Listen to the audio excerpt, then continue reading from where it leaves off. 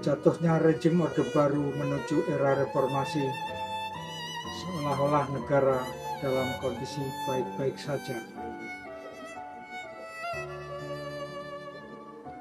1. Meskipun ada Undang-Undang Nomor 31 Tahun 2014 tentang perubahan atas Undang-Undang Nomor 13 Tahun 2006, dalam undang-undang tersebut diatur mengenai kewajiban negara dalam memberikan perlindungan keamanan terhadap diri pribadi, saksi korban atau pelapor. 2.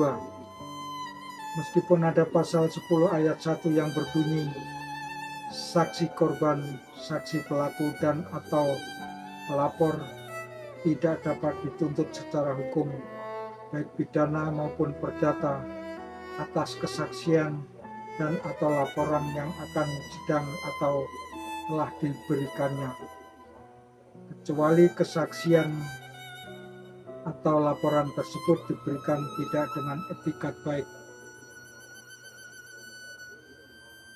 3. Meskipun ada pasal 24 ayat 2, dalam keadaan tertentu, nama dan identitas pelapor dapat dirahasiakan. Hal tersebut merupakan jaminan kerahasiaan dari Ombudsman untuk melindungi masyarakat. 4. Meskipun negara wajib hadir jika ada warga masyarakatnya yang tersandung dalam pelanggaran HAM berat. 5. Meskipun Undang-Undang LPSK Bab 2 Perlindungan Saksi dan Korban Pasal 5 Ayat 1 huruf A memperoleh perlindungan atas keamanan pribadi, keluarga, dan harta bendanya, serta bebas dari ancaman yang berkenaan dengan kesaksiannya yang akan sedang atau telah diberikannya. 6. Meskipun pasal 46 Undang-Undang Nomor 26 Tahun 2000 tentang Pengadilan Hak Asasi Manusia secara tegas mengatakan, untuk pelanggaran hak asasi manusia yang berat sebagaimana dimaksud dalam undang-undang ini, tidak berlaku ketentuan mengenai kadaluarsa, sehingga segala bentuk pelanggaran HAM berat yang terjadi di masa lampau tetap dapat diproses dan diadili. 7. Meskipun fakta peristiwa yang saya saksikan, saya dengar, dan saya rasakan atau saya alami adalah kisah nyata. 8. Meskipun saya memiliki bukti-bukti hukum yang direkayasa dan dipolitisasi untuk menjegal atau membegal atau untuk mengkudeta Ibu Megawati Soekarno Putri sebagai Ketua Umum PDI Perjuangan, sehingga tidak bisa ikut pesta demokrasi di pemilu 7 Juni 1999 karena akan dibuktikan tuduhan dan fitnahnya sebagai kader Partai Komunis Indonesia atau PKI sejak Orde Baru, sehingga akan berhadapan dengan hukum dan dijadikan kambing hitam atau dikambing hitamkan sebagai aktor intelektual dalam kerusuhan, sebagai pelaku pelanggaran HAM berat, terjadinya kerusuhan yang berbau sara, suku, agama, ras, dan antar golongan yang terjadi dan akan terjadi di Kecamatan Welingi, Kabupaten Blitar, dan sekitarnya di Jawa Timur, yang dikaitkan atau ada benang merah dengan kerusuhan yang terjadi di Banyuwangi dan sekitarnya di Jawa Timur dengan isu dukun santet, isu ninja, Islam diadu domba. Dapat dibaca di Forum Keadilan, isu teror bunuh di Jawa Timur, Islam diadu domba.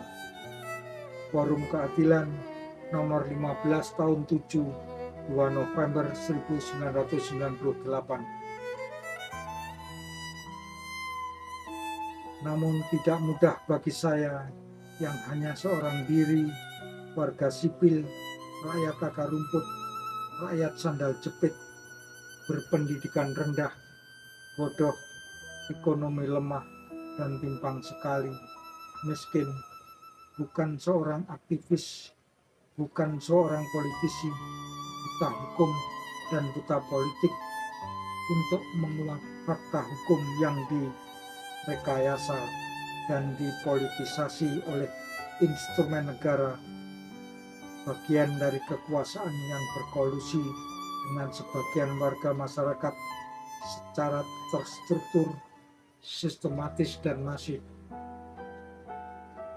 Apalagi dalam hukum pidana RKUHP maupun KUHP juga tidak ada yang menjelaskan tentang tindak pidana yang bermotif politik dan hanya menjelaskan peristiwa hukum pidana secara logis atau secara utuh.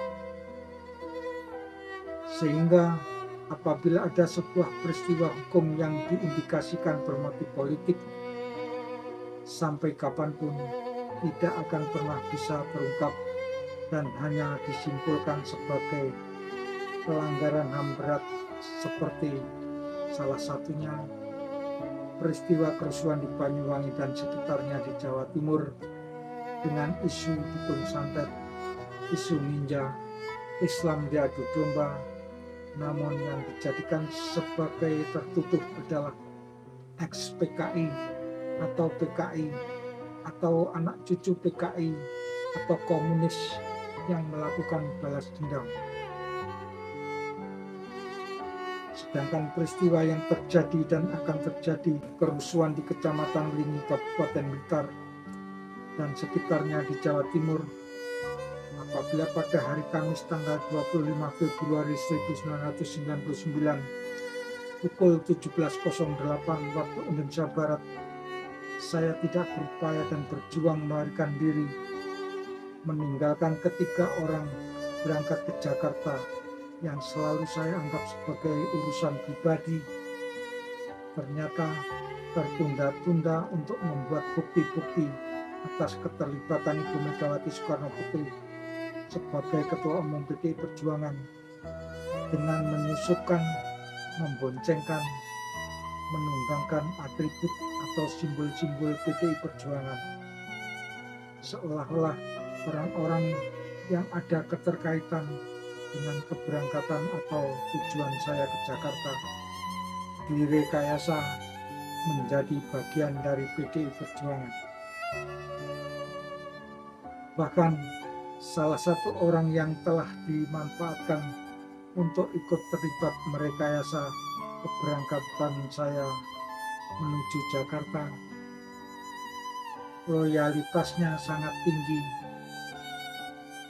sangat militan terhadap PDI Perjuangan, sampai punya cucu diberi nama Mega. Dan saya melihat dengan mata kepala saya sendiri ada gambar foto Ibu Megawati Soekarno Putri sedang berjabat tangan dengan orang tersebut yang menjabat sebagai ketua RT di lingkungan Ngurit.